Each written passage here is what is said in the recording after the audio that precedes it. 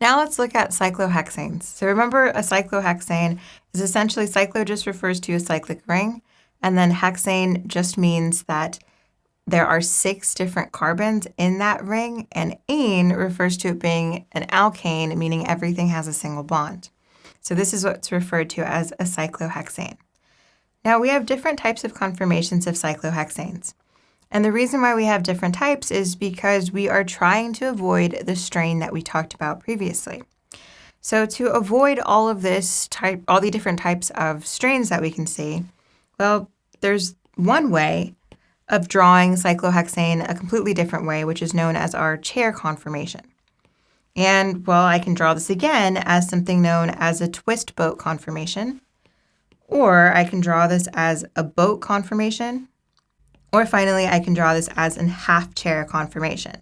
So there are 4 different types of ways that we